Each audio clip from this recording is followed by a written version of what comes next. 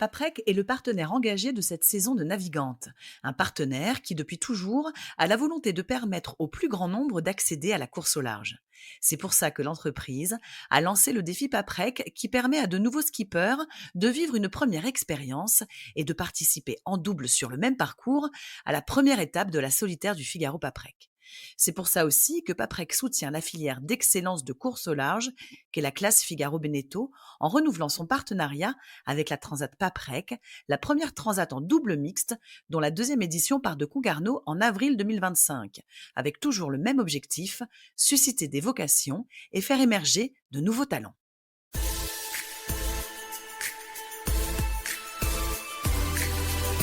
Bonjour à tous, bienvenue dans Navigante, le podcast dédié aux femmes de la course au large et de la régate, celles sous les feux des projecteurs, celles de l'ombre aussi, à ces femmes compétitrices, déterminées, qui mènent parfois 1000 vies en une.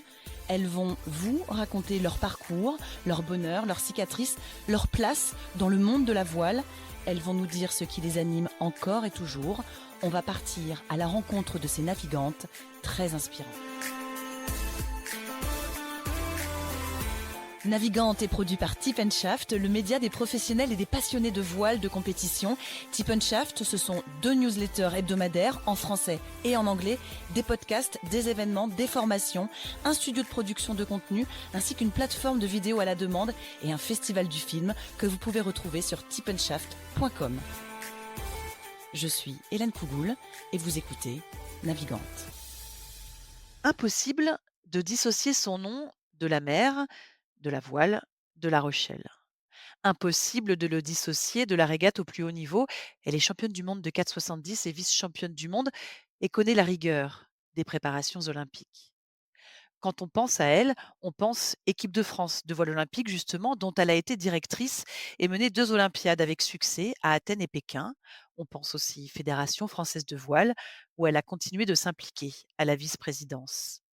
Son nom évoque aussi la société de son mari, qui construit des bateaux pour le monde entier et dont elle est présidente. D'ailleurs, ils ont navigué tous les deux et sont montés sur les podiums internationaux, entre autres.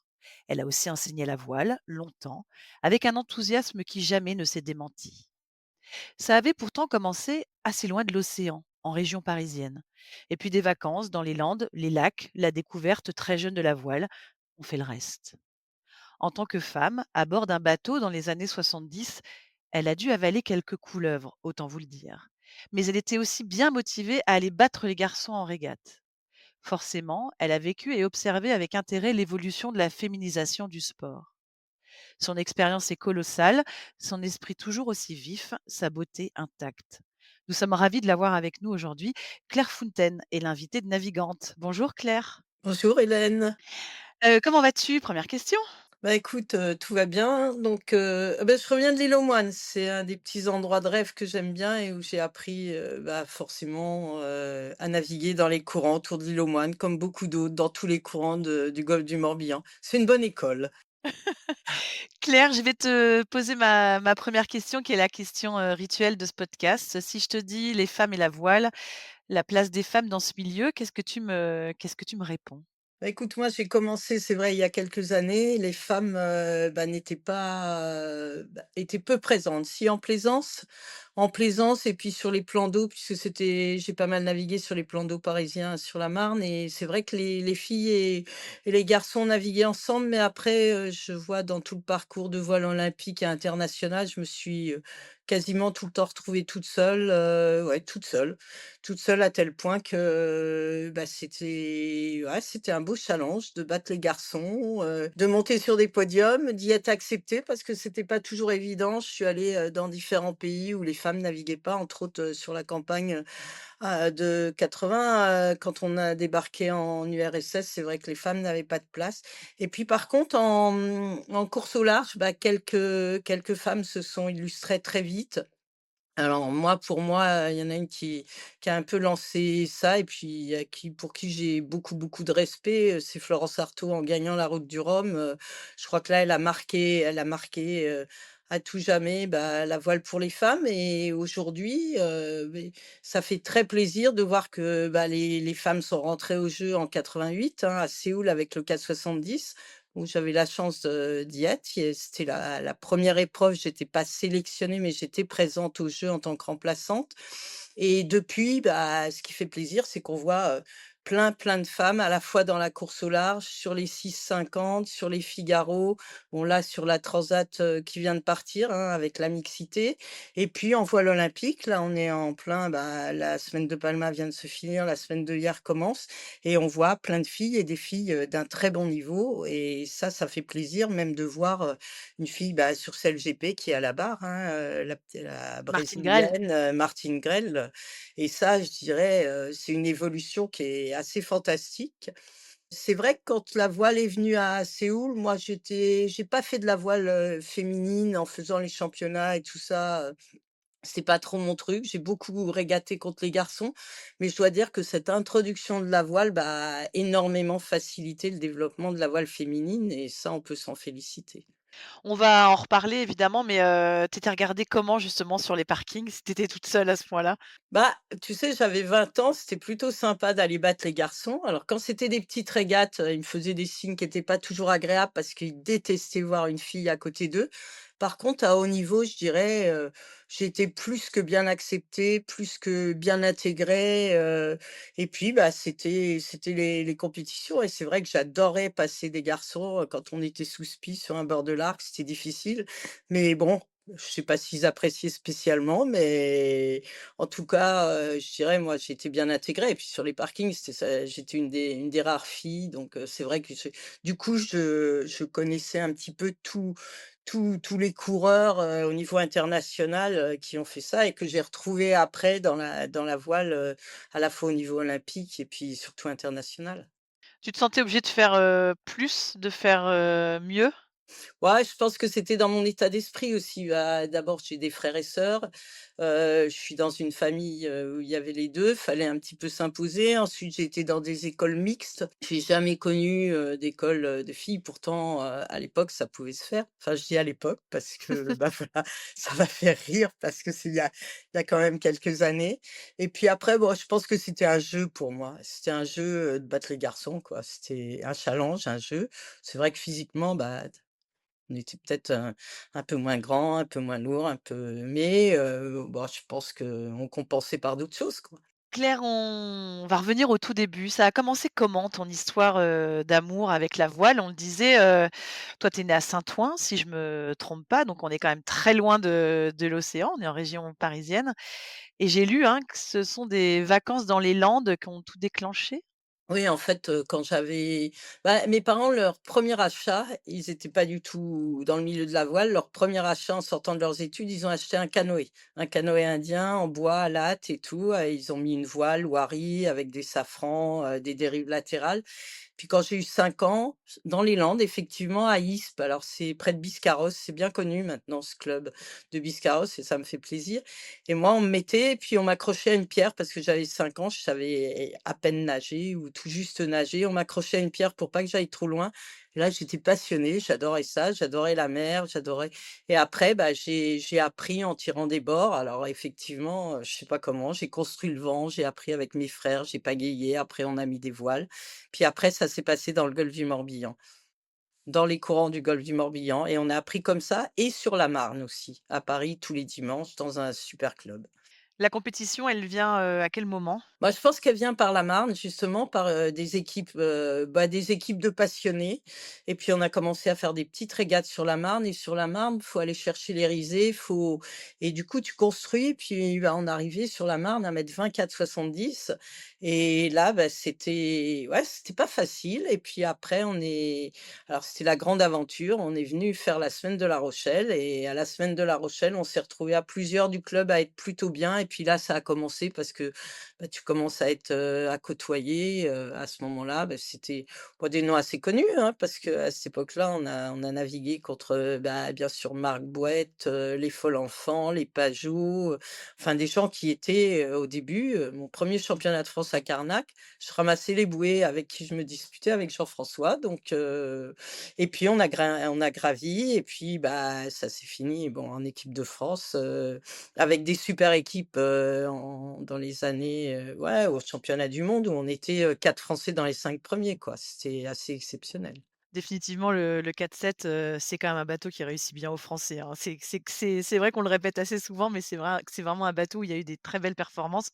On y reviendra. À l'époque, justement, comment tu organises et comment ça se passe avec tes parents d'organiser, bah, la voile qui va prendre de plus en plus de temps et bah, les études?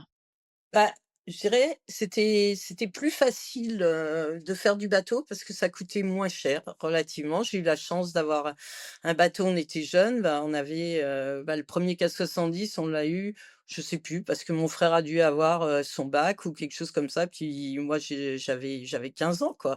J'ai navigué, avant j'avais navigué en canneton sur la Marne et j'avais déjà des petits résultats, tu vois? Et puis, bah, la compétition, moi, j'ai fait de l'athlétisme, j'ai fait de la natation parce que j'ai fait des études, de prof d'éducation physique. Donc, la compétition, bah, je dirais, je l'ai commencé plus en athlétisme, où c'est à Montreuil, en courant des et en faisant des crosses et puis des alors j'étais moyenne, mais j'avais une amie qui était hyper forte, qui gagnait tout. Donc quand on faisait un relais, forcément, bah, elle gagnait parce qu'elle terminait bien. Moi, je suis passée un relais, j'étais moyenne, mais et du coup, bah, la voile, c'est devenu une passion, mais parce que, je suis passionnée, par tout l'environnement voile, par, la mer, naviguer pas que en compétition, mais en compétition, oui, j'avais cette fibre-là. Qu'est-ce qui t'animait et qu'est-ce qui t'anime, encore aujourd'hui? Cette passion-là, elle réveille quoi chez toi et elle t'apporte quoi? Alors je sais pas pourquoi, je suis passionnée, ouais, parce que tu vois, je suis, toujours tous les résultats, ça a toujours amusé tout le monde parce que, bah, je connais, ouais, t je suis tous les résultats, que ce soit de la course au large, du CLGP, la semaine, olympique et aussi surtout les jeunes parce que c'est vrai que mon métier, ça a quand même été à la base de former des jeunes. J'ai vraiment quand je me suis occupée du sport-études à La Rochelle, quand je suis arrivée, j'ai eu beaucoup d'élèves qui sont passés par le sport-études, qui ont après fait beaucoup de compétitions et c'est vrai que ça a toujours été j'ai un attachement particulier, un respect pour, la formation des jeunes, les accompagner, mais les accompagner dans les moments difficiles et ça, c'est quelque chose qui m'anime, toujours aujourd'hui. Ça m'a animé quand j'étais, bah, quand j'ai eu pris des responsabilités au niveau régional, ensuite au niveau national et même enfin nationale et équipe de France, j'ai toujours été très, très attachée à ce qu'on ait beaucoup de respect et qu'on suive les jeunes, qu'on ait une justice par rapport à eux et qu'on les accompagne. Surtout parce qu'une fois que on est au plus haut niveau, hein, que ce soit en course au large, que ce soit en équipe de France et tout, je pense que là, le chemin, il a été fait et c'est moins difficile.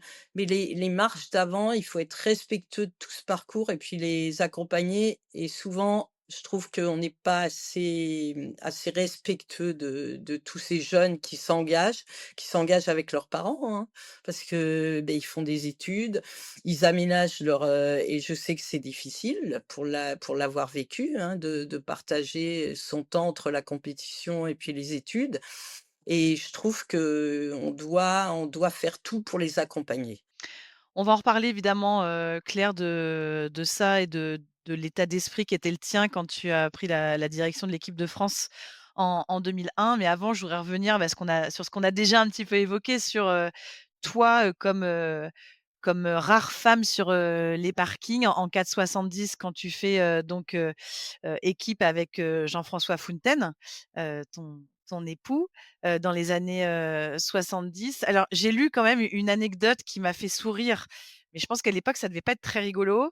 Hem, donc tu étais à ce point-là une tellement rare femme, sur les parkings qu'on t'a refusé l'accès au yacht club de Kingston au Canada et que tu as dû, bah, expliquer que si, il fallait que tu y ailles parce que tu étais attendue sur le podium.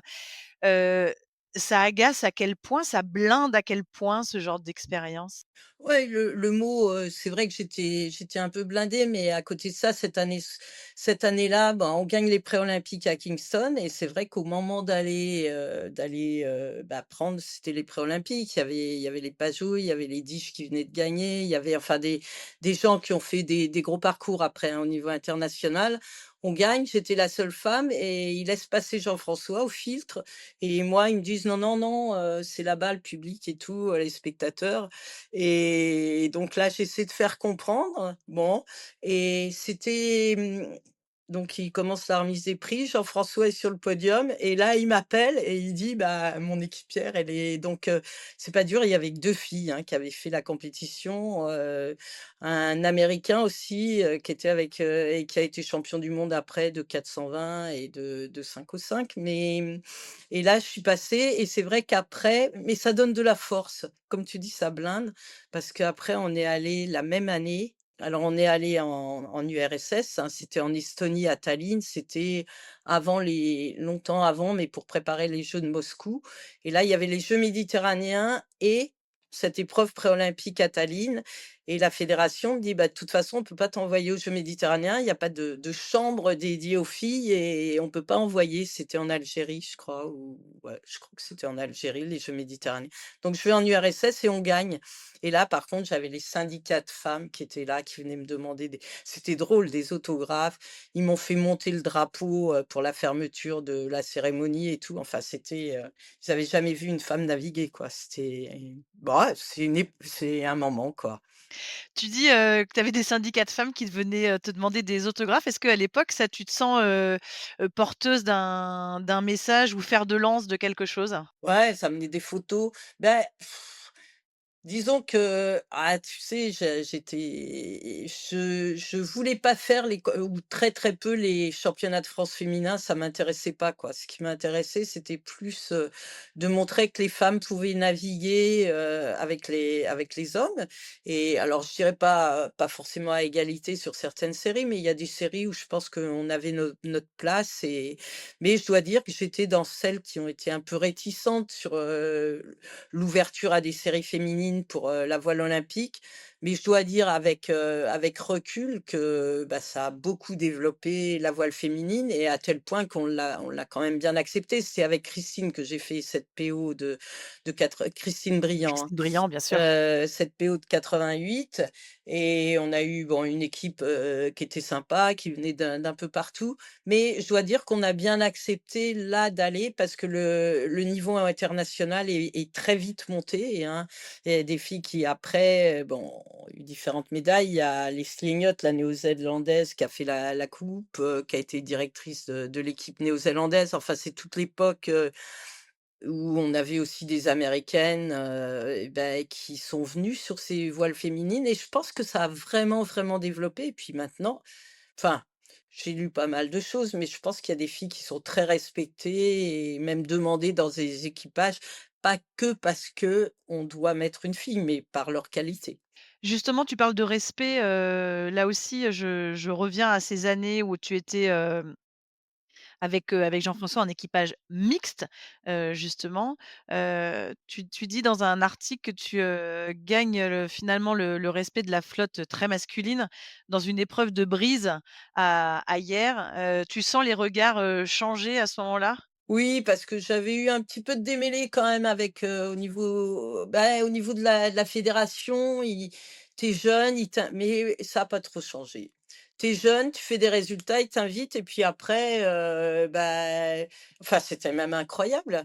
Ils m'invitent et après ils me donnent, tu vois, la la note. Donc là, moi, j'étais quand même, ouais, j'avais un petit peu du caractère à cet âge-là, c'est pas que j'en ai plus, mais je disais les choses et je me laissais pas trop faire et c'est vrai qu'hier, bah, on a bien marché sur cette semaine-là et c'est là où finalement après on nous a invités, on est parti au championnat du monde, on fait troisième au championnat du monde, on gagne les pré-olympiques donc là, je dirais après mais il fallait s'imposer par ses résultats, ce qui est normal, hein. Ce qui est normal, mais disons que c'était fallait peut-être prouver un petit peu plus, je sais pas. Et donc après, comme tu l'as dit, il y a cette association avec, Christine Briand, bien sûr. Vous allez monter ensemble sur le même 4,70 et préparer ces jeux de Séoul et surtout être championne du monde en 1983. C'est quoi d'être championne du monde, de 4,70 dans les années 80? Alors avec Christine, c'était drôle parce que, dans ces années-là, on barrait chacune un bateau. c'était après.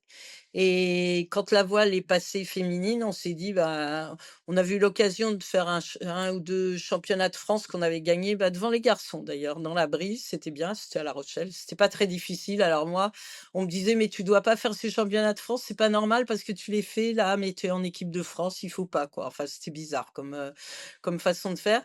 Mais donc en 83, c'était en Nouvelle-Zélande, à Auckland, et en fait, on va là-bas avec une aide, il y a quelqu'un qui nous a beaucoup aidés, à ce moment-là, c'était Olivier Moussy pour qu'on ait le budget pour aller là-bas, et donc qui nous passe, un partenariat, et on arrive en Nouvelle-Zélande, c'est incroyable parce qu'en Nouvelle-Zélande, toute la baie, c'était couvert de clubs, de gens qui naviguaient, et la dernière manche de ce championnat, bon, ça avait été assez construit. La dernière manche, on passe la ligne, et là, c'était, au niveau médiatique, ça avait rien à voir avec ce qui se passait en France, quoi. Il y avait la télé, il y avait du monde. Le matin, il y avait des disques pour la néo-zélandaise, qui était contre nous, enfin qui devait disputer le titre avec nous. Enfin, c'était ouais, c'est un beau souvenir, hein, de gagner à Auckland, c'était un beau souvenir. Ça a changé quoi dans pour la suite? Bon, ça a changé quoi? Que quand il y a eu de la voile, donc à Séoul, bah, ça a été un peu une évidence avec Christine, qu'on navigue ensemble. Elle est plus jeune que moi, elle était rochelaise, elle a beaucoup navigué, elle a du talent, et j'étais peut-être un petit peu la grande, mais c'était un peu une évidence qu'on navigue ensemble, et qu'elle barre d'abord parce que, bah, elle barrait très bien, et puis que j'étais plus grande et plus lourde, donc un peu plus physique, enfin, ouais, sûrement plus physique. Donc c'est comme ça que ça s'est réparti. Moi, j'ai équipé et Christine a barré, et je pense que c'était une force. Ça a été une force longtemps, et puis après, bah, il y a des très bons équipages français, entre autres, bah, Florence Lebrun, Sophie Berge, bah, qui ont gagné la sélection, pour Séoul. C'est vrai on était peut-être un petit peu trop sûrs de nous, et puis en plus, bah, voilà, c'est comme ça, et c'était l'époque, où on naviguait alors avec, bah, les Péponnet, Laurent Delage, enfin toute une super équipe, Mmh. avec les garçons, et c'est vrai que comme on faisait les entraînements ensemble, c'était pas mal pour, bien performer, quoi. Ce qu'on n'a pas dit, c'est qu'en 83, quand tu es en Nouvelle-Zélande, il y a aussi Morgane dans son couffin, Ah non, heu, non, pas à pas en ces championnats du Nouvelle-Zélande. monde? En Non, 86? non, c'est après en 86 pendant la PO. Oui, parce qu'en 85 donc chez Morgane, parce que voilà, et c'est vrai que pendant les 3 ans de PO, je les ai fait avec une petite fille, dans le couffin qui montait dans le bateau. J'avais toute une organisation, alors c'était quand même, compliqué parfois de trouver soit une nounou sur place, soit d'emmener quelqu'un, et bah, j'ai eu différentes, et c'est vrai que je me souviens quand elle avait 1 an, c'était un championnat d'Europe, on campait en Suède, on campait en Suède, et elle était sur la ou au Danemark, je sais plus, c'était la fête de ses 1 an, et il y avait tout le championnat, il y avait les mamas italiennes qui venaient lui amener, alors qui étaient après elle, et elle avait dansé sur la table, je me souviens, elle avait fait son show, quoi. Bon, elle avait 1 an, hein, mais Et elle marchait. justement d'avoir vécu ça et c'est pas simple et c'est pas tellement, plus simple aujourd'hui, mais est-ce que ça fait partie des choses, pour lesquelles tu milites ou sur lequel tu as alors militer, c'est peut-être un peu fort comme mot, mais tu as un œil sur ça justement pour, faciliter la chose aux femmes qui sont, mamans et qui sont, athlètes aussi? Je pense évidemment, à l'équipe de France de voile olympique, mais pas que. Bah, quand je vois Camille, Lecointre qui l'a fait, quand je vois Charline, je Charline? trouve bah, j'ai trouvé ça, et puis il y a eu d'autres, hein, d'autres filles qui ont eu avec des enfants, mais j'ai trouvé qu'elles avaient une belle organisation. Elles sont allées chercher des médailles, et là, moi, je trouve que c'est remarquable parce que on est quand même tout le temps, enfin moi, pour l'avoir vécu, c'est vrai que j'étais tiraillée entre partir une semaine entière, s'entraîner ailleurs, remonter, 4-5 jours. Là, il fallait recaler, lui remettre un cadre, et puis on repartait une semaine et tout, et ça je l'ai vécu comme quelque chose d'assez difficile parce que quand on revient, bah, on a besoin de du contact et tout et de devoir de temps en temps mettre des limites, recadrer. C'est là où en fait, du coup, j'ai mis Morgane à 2 ans à l'école parce que ça lui donnait un petit cadre, voilà. Mais sinon, moi, je suis assez admirative, bah, de ce qu'ont fait Sarah et Charline, extraordinaires, parce que, bah, elles étaient pas toutes jeunes, hein, leurs petites filles et quand Sarah a recommencé avec 2 filles, c'est une vraie, vraie organisation et je pense qu'on s'en rend pas compte et puis c'est des vrais sacrifices sur le plan affectif, parce qu'il y a rien de plus terrible que de repartir et de devoir expliquer et puis, c'est long quand même, hein, de passer une semaine, 2 semaines sur un championnat. Moi, je vois à Séoul, je suis partie 3 semaines, ça m'a paru une éternité, quoi. J'avais qu'une envie, bah, donc on est partagés, quoi et ça, c'est compliqué. Tu trouves que ça évolue? Bah, l'acceptation, elle a été plutôt ouais, ça évolue parce que c'est passé il y a tellement de f c'est naturel, mais c'est toujours quand même relativement compliqué. Compliqué parce que c'est vrai qu'il y a un meilleur partage, enfin je pense, moi je le vis, parce que j'ai 3 enfants et je trouve qu'il y a un meilleur partage entre, les hommes et les femmes bah, pour élever l'enfant, pour être présent. Mais au niveau affectif, il y a toujours, cette, c'est pas un déchirement, mais c'est presque un déchirement quand on part, de bien expliquer et je vois quand les petits moi j'ai beaucoup de petits-enfants, quand ils ont 1 an, 2 ans et tout, d'expliquer que le papa ou la maman, ils partent pendant, 15 jours, 3 semaines et que ça se répète, c'est pas facile. J'ai un fils qui fait marine marchande et qui part naviguer. C'est pas facile à expliquer tout le temps. Dans la série Pas facile, de pas être, allée aux Jeux de Séoul, bien que toi tu y sois allée en tant que remplaçante, hein. Christine, elle, va rester à La Rochelle, mais toi tu vas aller à Séoul en tant que remplaçante. Elle, elle dit que c'est une des plus grandes déceptions de sa carrière. Est-ce que c'est une des plus grandes déceptions de ta carrière? Ben moi, j'ai vécu les Jeux, donc c'est différent. J'y suis allée à Montréal. Alors, c'est vrai que c'est 2 fois, mais je sais que pour Christine qui est d'une famille alors moi, j'étais d'une famille qui faisait de la voile, mais pas du tout de compétition. Christine, son papa est allé, en 68 à Mexico et elle avait une admiration. Son frère était architecte, architecte naval. Bon, elle s'est révélée et c'est vrai que je pense que Christine, aujourd'hui, elle navigue toujours, mais tout le temps, tout le temps. Moi, je navigue, mais elle je pense qu'elle est complètement, passionnée de voile. C'est sa vie et oui, c'était et puis moi, je l'ai vécu comme, c'est vrai que moi, j'y suis allée parce que du coup, j'y suis allée, parce que je pouvais être, remplaçante sur différentes séries. Mais c'est vrai que c'était dur pour elle et je pense que, ouais, elle aurait ça aurait été bien qu'elle soit à Séoul, je pense. Parce que tu vis quand même les Jeux, tu fais les cérémonies d'ouverture, tu vis dans l'équipe, surtout à Séoul, moi j'étais avec du recul, j'étais un tout petit je pouvais aider les sélectionnés, enfin, c'était un rôle qui était quand même, ouais, qui était un rôle sympa, hein, quand même. Moi, c'est des très bons souvenirs parce que j'y suis allée en tant que coureur, après j'y suis allée en tant que, ouais, directrice des équipes de France, hein, 2 fois et puis après, en tant que vice-présidente, ça c'est moins drôle, quoi. Après donc cette, expérience, là, est-ce qu'on peut parler de ce que tu vas développer justement, à La Rochelle, le pôle à La Rochelle? Ouais, moi, quand je suis arrivée, bon, c'était ma vie, hein, j'avais pas d'enfants, tous les élèves, ils venaient chez moi, ils ouais, ouais, c'était comme des grands enfants et je les ai emmenés partout, donc on a un attachement très fort avec les premiers élèves, hein, quels qu'ils soient. On a fêté les 50 ans l'an dernier du sport-études. Je vois, ils sont tous venus, même les premiers élèves des premières années, donc il y avait 250. Alors moi, j'ai perdu un petit peu le fil à certains moments, hein, où j'étais plus, sur La Rochelle en tant que, sur le sport-études, hein, le pôle France et tout.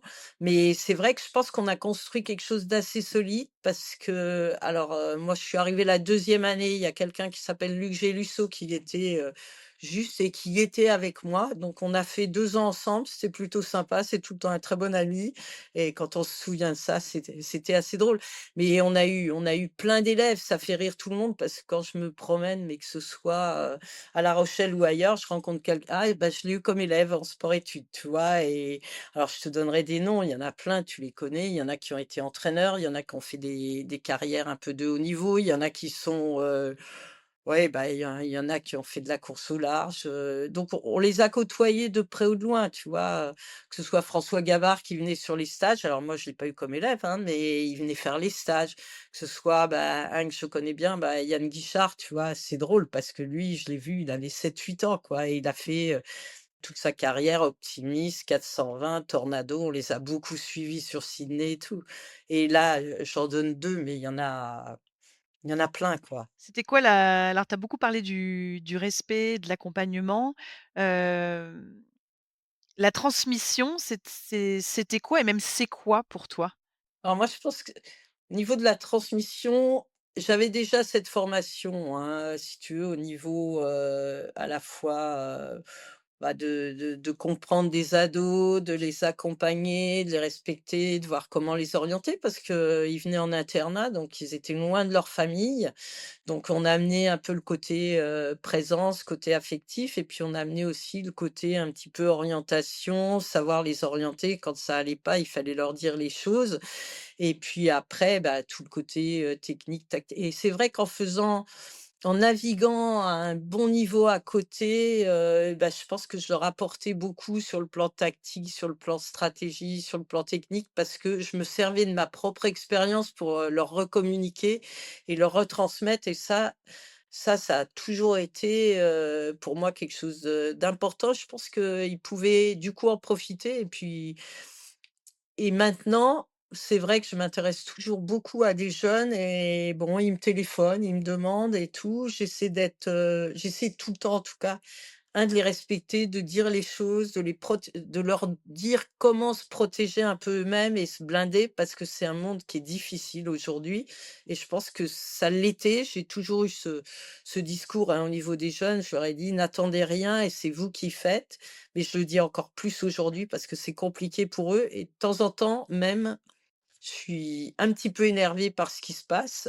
Je devrais pas. Bon, moi, je me suis éloignée de tout ça, mais comme, je suis forcément, quand tu regardes, tu vois un petit peu d'extérieur, et je dirais, c'est surtout sur cet accompagnement des jeunes où je trouve on a été bon à certains moments, et alors je dis «on», bon, je m'associe, mais on a perdu trop de jeunes à pas être suffisamment transparents, par moment.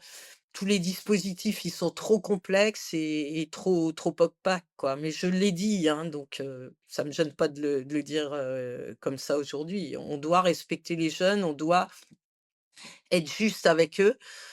Alors je pense qu'il y a quelque chose qui a été un déclic, c'est que quand on est arrivé pour Athènes, pour la PO, il y avait 2 olympiades sans médaille, donc on est Oui, c'est arrivé. ça, il y avait plus de médailles depuis Barcelone, 92.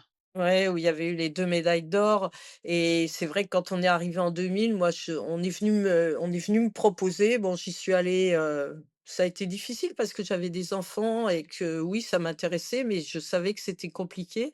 On est arrivé, pas forcément, c'était pas à la demande de tout le monde, hein, on a été un peu imposés, et à ce moment-là, je pense que on a beaucoup développé sur les préparations olympiques, un accompagnement des jeunes, donc un travail sur 2 ans en ouvrant pour que les entraîneurs ouvrent, accepte, les jeunes, et de mélanger les jeunes et les bons coureurs, et je pense que ça a été vraiment très positif, et ben, on le voit, hein, parce qu'après il y a eu Pékin, et je me souviens d'Espoir, on appelait ça Espoir Pékin, et c'est vrai qu'après, bah, Charline, Sarah, tout ça, ils sont tous issus de cette filière, que ce soit Billy Besson, enfin il y en a eu plein, et je trouve que ça, on le fait pas suffisamment, aujourd'hui. Alors, bon, moi j'ai pris beaucoup de recul, mais c'est très difficile aujourd'hui pour les jeunes de passer la marche, d'être bons en voile, et puis de vouloir aller faire une carrière, parce que maintenant, en fait, ils ont plein d'opportunités, hein. Quand ils sont bien formés, ils peuvent aller vers la course au large, vers le 650, vers le Figaro, vers la course au large. Je dirais là, ils prennent, plus d'autonomie, et ouais, je pense qu'il y a eu des pôles qui ont fait le travail, et du coup les jeunes arrivent à grimper, et puis s'ils sont bons, en olympisme, Il y en a qui sortent, mais il y en a beaucoup qui sortent pas et qui mériteraient peut-être pour certains de sortir parce qu'on doit pas être forcément dans le moule, quoi, en olympisme. C'est pas les bons élèves forcément qui font les médailles. Voilà, je vais le dire comme ça. À propos de médailles, justement, cette campagne olympique, alors il y aura d'abord, Athènes où tu es donc, directrice de l'équipe de France, avec Athènes où il y aura 3 médailles évidemment avec, Deux, la 2 à médaille d'or, Athènes, la médaille d 2 enfin je dis 3 parce Faustine. que c'est la médaille d'or pour, Faustine Méré et puis les 2 médailles de bronze, une autour du cou de Xavier Roire et de Pascal, Rambaud en star et puis après il y aura, Pékin évidemment avec, Julien Bontemps pardon en planche, le duo, Charbonnier, Bossé et puis, Guillaume Florent, en fine. Hem, Quelle satisfaction on tire de ces résultats-là quand on est, directrice de l'équipe de France et directrice, en l'occurrence, de l'équipe. Alors moi, je vais te dire et quand j'ai commencé, ouais, ça a été difficile, hein. On est arrivé, c'était difficile. J'ai pris ce rôle-là et là, je me suis dit: «Il y a qu'un objectif, c'est d'avoir des médailles». C'est comme ça que je l'ai vécu sur Athènes et sur Pékin. J'étais là, il fallait avoir des médailles et à côté de ça, je pense que j'ai beaucoup de respect pour les personnes, beaucoup de ouais, une sensibilité à la personne et c'est vrai que ça m'a coûté à certains moments parce que tu es sélectionneur et on avait fait le choix d'être sélectionneur. Donc, parce qu'il y avait eu des campagnes avant où c'était complètement mathématique et on était passé, je pense, à côté de très beaux talents qui n'avaient pas, réussi à être sélectionnés et je pense qu'on s'était privé de très, très bons équipages sur les jeux, donc on avait décidé d'être sélectionneur et quand tu es sélectionneur, quand tu des c'est pas toujours facile de Tu fais dire, un peu le sale boulot. tu fais le sale boulot. Par contre, je l'ai toujours fait moi-même. J'ai dit les choses et je pense que dire les choses, quand tu dis les choses, ça c'est peut-être féminin, hein, c'est en tout cas une qualité, je pense, des femmes. Quand tu dis vraiment les choses, je pense qu'on t'en veut beaucoup moins que si tu tournes autour du pot et tu dis pas les choses. Donc, bah, il y a eu des sélections, ça a été très difficile, tu sais quand tu as au bout du fil quelqu'un et puis que tu lui dis, bah, tu étais avec eux la semaine d'avant et tu avais 3 équipages en 4,70 en Australie, tu étais toute seule avec eux et à la fin, bah, il y en a qu'un de sélectionné, en l'occurrence, c'était Nicolas Charbonnier et Olivier Bossé. Quand j'ai pris mon téléphone, j'ai voulu le faire moi-même et que je l'ai dit aux autres, parce qu'on était 3 hein, dans le comité de sélection, mais je m'attachais à tout le temps les prévenir avant que ça soit communiqué. Tu personne au bout du enfin, tu as un grand silence, là, Oui, c'est difficile, c'est forcément. difficile et après et sur d'autres choses, c'est quand tu décides aussi d'emmener certains entraîneurs parce que tu as pas les accréditations pour tout le monde et tu dois faire des choix. C'est pas facile non plus parce que tu as des entraîneurs, hein, que tu connais depuis tout petit ou qui sont amis ou des amis et tout et là, tu leur dis: «Bah, c'est pas toi qui iras au jeu». Heu Ça prend sur la personne et ça, mais je pense que je l'ai toujours fait parce que je me suis dit: «Si je fais ce job-là, de toute façon, il faut que les coureurs, ils aient des médailles» et c'est les coureurs qui font les médailles, mais il faut faire les bons choix, quoi. Je me souviens à un comité de sélection, 3 fois on est revenu, j'ai fait l'aller-retour La Rochelle-Paris 3 fois parce qu'on n'était pas d'accord entre nous, si tu veux. Bon, il y a un peu prescription, mais j'en parlerai pas, mais c'est compliqué un comité de Ah ouais, sélection parce que bien sûr. tu sais qu'il y a il y en a, ça fait, 12 ans ou depuis qu'ils sont tout petits ou 20 ans qu'ils font ça et qu'ils sont pas sélectionnés. Mais il faut faire les choix et puis, ton âme et conscience que ce soit, les meilleurs qui y aillent et je pense qu'on s'est en général pas trop trompé, même dans les dernières PO, hein, depuis 5-6 olympiades. Alors ce sont des comités de sélection. Je pense qu'il y a eu peu d'erreurs. Franchement, je crois qu'il y a peu d'erreurs. Il y a pas eu beaucoup de il y en a encore, hein, qui nous en veulent ou qui sont déçus si tu veux et ils peuvent avoir raison parce que peut-être qu'ils auraient eu la médaille. Mais je pense qu'il y a pas eu trop d'erreurs. Par contre, chez les jeunes, moi, je me suis toujours attachée, j'y reviens, à ce que ce soit plutôt mathématique. Parce que les jeunes ont besoin de quelque chose d'assez juste et quand on sélectionne pour, des championnats, que ce soit mathématique, c'est pas mal de leur apprendre, une sélection mathématique et qui dépend pas un peu d'un sélectionneur. Et aujourd'hui, je trouve qu'il y a certains encadrants actuellement qui jouent un peu trop au sélectionneur à dire, bah, celui-là il sera bon, celui-là il est pas bon et tout. Et ça, je me l'interdirais moi, je me le suis toujours interdit. Pourquoi? Parce que tu as parlé de Guillaume Florent, je vais juste revenir sur lui. Je pense que j'aurais écouté tout le monde, il serait jamais allé aux Jeux. Je peux le dire maintenant, il serait jamais allé aux Jeux, tu vois?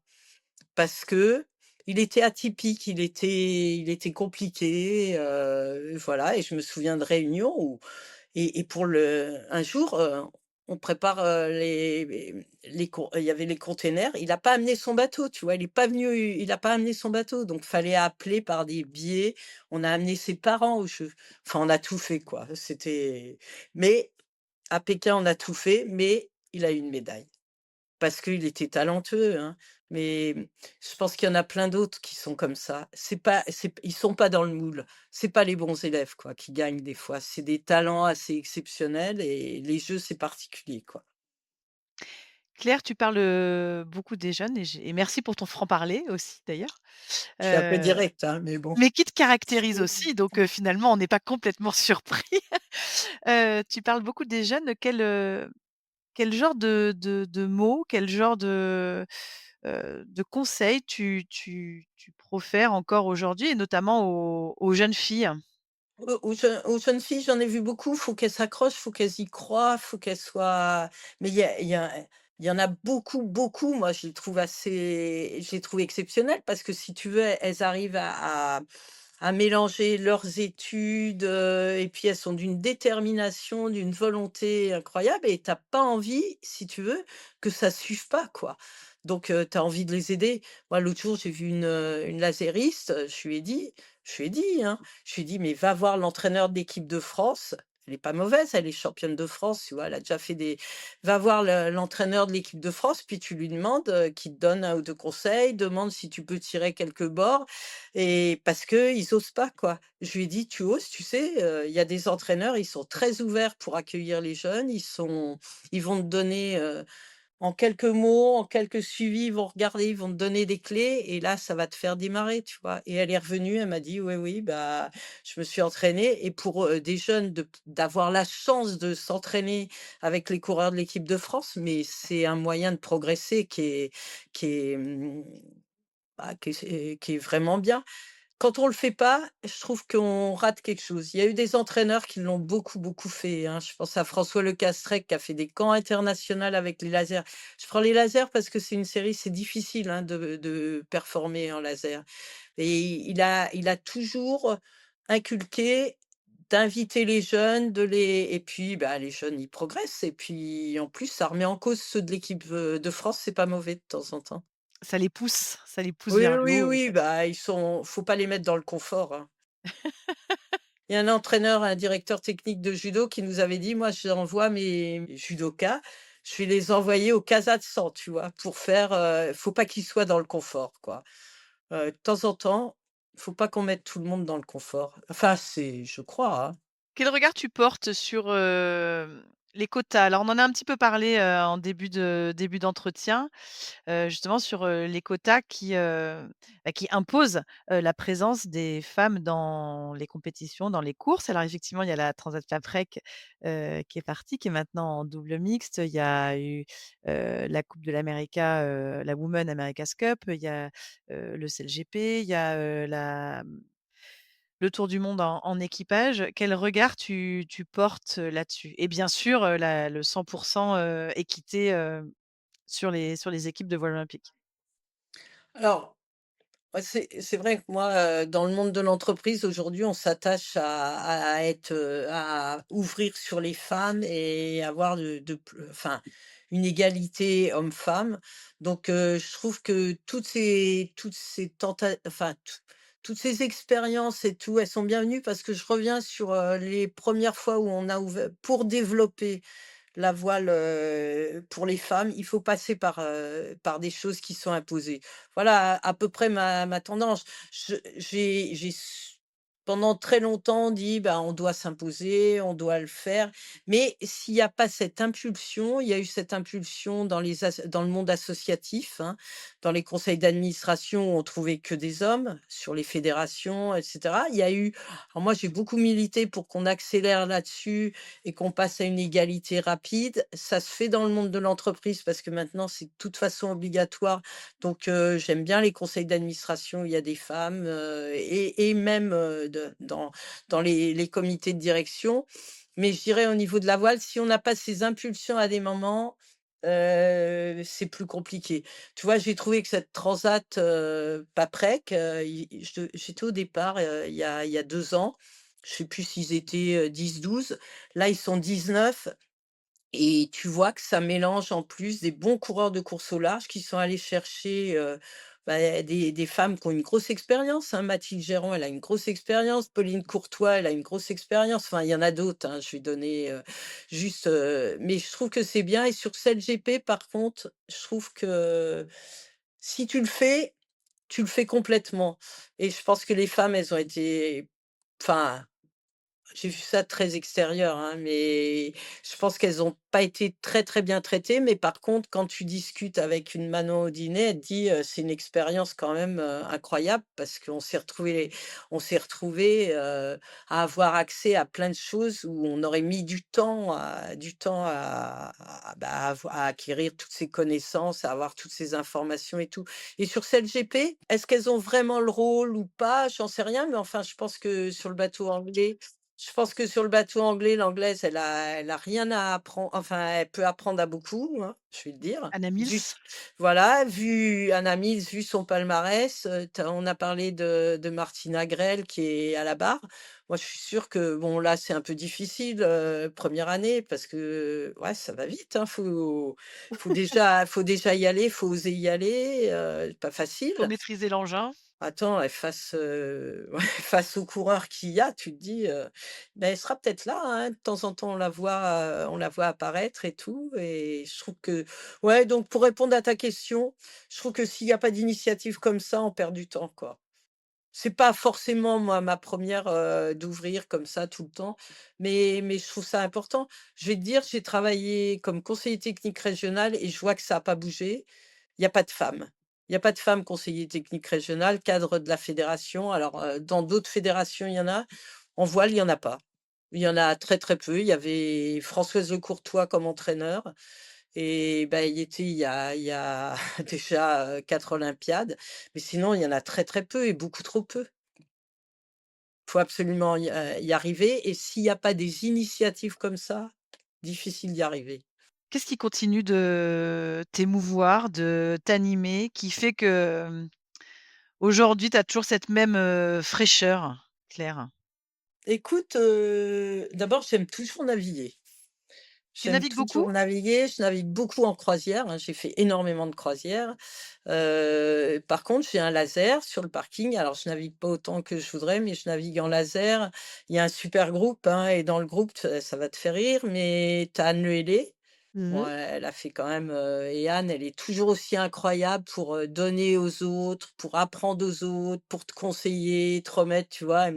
C'était drôle parce que moi, je l'ai eu comme élève, mais elle me donne des conseils au passage de bouée. Tu as Christine, et puis tu en as plein comme ça. Donc un super groupe. Moi, je le fais pas suffisamment parce que j'ai pas beaucoup de temps. Enfin, et puis après on a un super groupe où on fait du petit DF, c'est tu sais des petites maquettes là, des DF, des bateaux télécommandés à voile. Télécommandé, ouais. Mmh. Et alors là, on a un groupe, incroyable, sur La Rochelle, là, je pense qu'il y a 3 groupes, on pourrait mettre 80 bateaux et dedans, si je te cite, il y a tous les architectes qui ont fait, un peu la voile Mmh. et Bien sûr. puis, plein, plein de coureurs qui ont fait, la Coupe de l'America pour Luc Gélussou et tout, c'est lui qui a lancé ça. Ah, au bouée, c'est hard, hein, on s'engueule, enfin moi, je suis passionnée d'abord pour ça, d'être sur l'eau, de naviguer, puis après, c'est vrai que j'aime bien accompagner des jeunes. J'aime bien les suivre, qu'ils soient petits, qu'ils soient grands. Il y en a pour qui c'est difficile aujourd'hui, parce que faut retrouver un équipier, parce qu'il faut trouver un budget, parce qu'il faut trouver des partenaires. Au niveau du pôle de La Rochelle, là, on essaie d'aider, bah, pour avoir des partenaires parce que, bah, pour former ces jeunes. Ah ouais, mais ouais, je suis passionnée, ça va peut-être te faire rire, mais c'est vrai que j'ai ça un peu en moi, je sais pas pourquoi. Ça fait Il y a encore des envies? Ou quelles sont-elles plutôt? il y a un truc, c'est Jean-François, c'est le voyage de Charline, ça Ça le fait fait écho chez rêver. lui? Mmh. Donc il m'a dit, voilà, il m'a tout organisé là. Et donc je sais pas si je te plais. Alors on va juste expliquer à nos auditeurs, clairs qui suivent pas forcément, mais effectivement Charline Picon, qui a glané sa troisième médaille olympique à Marseille, est partie avec son conjoint et sa petite fille. Elle a pris un bateau, elle qui n'avait jamais navigué sur un gros bateau comme ça, et ils sont partis depuis 6 mois et ils sont arrivés là en Polynésie. Et donc l'envie de faire ça avec Jean-François est en train de naître dans le clan Fontaine? Ouais, ouais, tu sais, on n'est jamais allé en Polynésie et à un moment, il m'avait dit: «Bon, on va aller en Polynésie». En fait, on est allé au Cap Horn, donc on a passé le Cap Horn, c'est pas pareil. Moi, j'étais dans la cabine, j'étais un peu malade, mais bon, j'ai passé le Cap Horn et tout, c'était super. Et d'aller en Polynésie, alors, ouais, je trouvais que ça faisait loin et puis, tu sais, moi, je suis un peu en ce moment, prendre l'avion, on l'a beaucoup pris, mais, bon, on est très engagé sur tout ce qui est décarbonation et tout. Donc tu t'interroges un peu, tu te dis, «Bon, réchauffement clim prendre l'avion» et là, finalement, mais c'est en bateau, quoi, mais c'est pas à côté. Donc, voilà, c'est programmé et ouais, je pense que ce sera ouais, c'est un beau challenge, quoi. C'est différent de tout ce qu'on a fait et ce sera un petit peu une nouvelle aventure et c'est Charline, hein, qui a inspiré, je pense, elle est bien suivie. Charline qui a eu ses 3 médailles, hein, ce qui est extraordinaire, parce que je pense qu'on pèse pas ce que c'est et enfin, on se C'est rend la pas seule bien compte. d'ailleurs, hein, en voile On se française. rend pas bien compte du parcours qu'elle a fait et là, de la voir, toute, comment dire? Ouais, qui découvrait quoi, comme un enfant qui découvre, bah, les dauphins, les raies, de passer Panama, de faire une traversée, des grains, pas de grains et tout. Ouais, ouais, ça inspire bien comme on peut dire. J'ai l'impression que tu es aussi, toujours aussi curieuse, curieuse des autres. Oui, oui, oui, bah, c'est vrai que, ouais, à côté de ça, c'est vrai que tout ce qui est, ouais, relations humaines, allez, je vais dire ça comme ça m'a toujours, ouais, bien intéressée. Je vois dans le monde de l'entreprise, c'est un peu, tu vois, à l'intérieur de l'entreprise parce que c'est une autre facette qui m'occupe beaucoup, qui m'anime et puis c'est quand même, Chez des Fontaine grosses Pajot justement, on en parlait voilà, dans oui, Intéressant. c'est des grosses responsabilités parce que, bah, c'est vrai que j'ai pris la présidence du conseil d'administration en 2014, hein, quand Jean-François, est devenu maire et quand il m'a passé ça, ouais, je sais pas si je me enfin, ouais, c'est quand même une et ce qui m'intéresse à l'intérieur, c'est un peu tout ce qui est aussi, relations humaines, organisation, quand même, dans ça emmène des grosses équipes, hein, donc c'est important. C'est différent, mais je pense que ce que j'ai fait avant, au niveau alors c'est totalement différent puisque c'est pas le même monde, mais je pense que les relations humaines, tu as besoin d'avoir aussi, bah, tous les gens qui trouvent leur place, qui peuvent, si tu veux, ouais, grandir et puis le respect des personnes. Ça, c'est quelque chose qui m'intéresse bien. Puis je serais tentée de te dire, le caractère aussi, tu vois? Je repense à ce que tu nous disais en tant que seule femme, sur les parkings, dans les années, 70, début 80 où, bah, voilà, fallait avoir, son caractère, fallait, faire sa place et puis là, pareil, en 2014, se retrouver à la tête de cette grosse entreprise en se posant la question de savoir si on allait, y arriver, si on était légitime, ben si, en fait, toutes ces expériences-là se mêlent et se nourrissent. Tu sais, tu une certaine, ouais, une certaine timidité. Bon, j'ai peut-être, de toute façon, intérieurement, ouais, même si, bah, tu acquiers avec l'expérience un savoir-faire, un peu d'assurance, mais tu as une certaine timidité. C'est pas facile de se retrouver, allez, comment je vais le dire? Tu as des grosses entreprises à côté, dans le nautisme aussi et de te dire, bah, d'aller, à la fois, bon, allez, je vais prendre un exemple, mais quand je me retrouvais il y a 10 ans à côté d'Annette Roux, tu te dis: «Toi, tu es quoi?» Ouais, bon, Annette Roux, c'est c'est Beneteau. Hem Ouais, ouais, et j'ai un conseil d'administration. À chaque fois que j'ai un conseil d'administration, c'est un petit peu différent au niveau d'une association, d'un club, d'une ligue, d'une fédération, quoi. Une entreprise, c'est un peu différent. Tu es face à des gens dans le conseil d'administration. J'ai un super conseil d'administration avec des gens très pointus. Ouais, On veut faut pas leur faire à l'envers, hein, ils savent. il faut ouais, ouais, ouais, et puis à côté de ça, tu as des grosses équipes, mais tu as toujours ce parallèle entre, comme à la fédération, hein, où tu as les opérationnels et puis ceux qui sont, au conseil d'administration, et dans une entreprise, c'est un peu différent, mais tu retrouves quand même ça. Il faut faire avancer tout le monde, quoi. C'est intéressant. Et ça marche. Bah, écoute, on essaye, hein, de faire mieux. Je te pose une dernière question, Claire, quand on revient sur tout ce qu'on a un peu évoqué, alors évidemment, hein, 50 minutes, ça suffit pas pour, parler de tout, en profondeur, mais, qu'est-ce qui te rend, la plus fière, la plus satisfaite, la plus heureuse? Ah, ça, c'est une Tu bonne sais, la question à question. 10 000 $ là, où il faut réfléchir là tout de suite. C'est une bonne question. Je sais pas, parce que je dirais j'ai eu plusieurs parcours, quoi. J'ai eu un parcours de coureur, j'ai eu quelques satisfactions, ouais, en tout cas, bon, voilà, j'ai fait mon ensuite j'ai eu ouais, enseignant, au sport-études, et c'est vrai que quand il y avait un coureur qui avait un titre, ou des élèves qui réussi et puis surtout d'emmener tout le monde, quoi. C'est pas forcément, que l'un ou l'autre.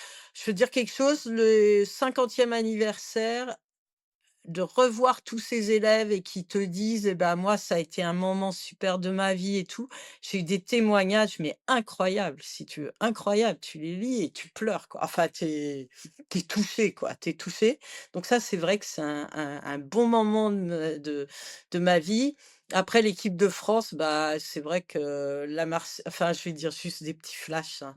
La Marseillaise pour Faustine, c'est incroyable. Les titres de champion du monde, bah, il y a eu tu as cité Xavier et Pascal, mais il y a eu Julien, il y en a eu plein. La médaille de Charline à Rio, c'est tout simplement incroyable, et puis surtout cette ambiance autour, et si tu veux, comme ça emmène tout le monde, quoi. Je pense qu'à Athènes, pendant 2 jours après la médaille de Faustine, on n'a pas vu le jour, donc ça, c'est des moments qui te marquent. Puis après, c'est vrai qu'au niveau du monde de l'entreprise, il y a des manifestations, des moments où tu as toutes les familles et les gens qui montrent à leurs familles, à leurs enfants ce qu'ils font, les bateaux qu'ils font et tout. De voir les enfants qui voient ce que font leurs parents, tu te dis, ça, c'est fort aussi, quoi. Voilà. Et sinon après, bah, bien sûr, c'est mes petits-enfants, parce que voilà, j'ai 6 petits-enfants. 3 enfants et 6 petits-enfants, c'est pas mal ça aussi, hein. Ouais, voilà, donc je veux dire mes moments, qui m'ont marqué, tu vois? Il y en a plein, hein. Et puis des tout simples, hein, Ouais, tout bah, des tout simples. simples ou des rarissimes aussi, quoi. Des Ouais, ouais. marseillaises, à l'autre bout du monde, c'est pas rien. Mais c'est vrai que le titre de champion du monde, à Auckland aussi, en Nouvelle-Zélande, devant les Néo-Zélandais, c'était sympa ça aussi. C'est vrai que c'est des bons moments. Merci d'avoir partagé, tous ces moments avec nous et pour Navigante. Merci Claire. Bah, écoute, merci de ton invitation. Merci, à très bientôt, merci. Merci d'avoir écouté cet épisode de Navigante, produit par Tip Shaft. N'hésitez pas à nous dire ce que vous en avez pensé, n'hésitez pas non plus à le partager. Et si vous souhaitez suivre l'actu de la voile de compétition, abonnez-vous à la newsletter de Tip Shaft, c'est gratuit, elle est envoyée chaque vendredi à 17 h. Et pour vous inscrire, ça se passe sur tipshaft.com. À bientôt.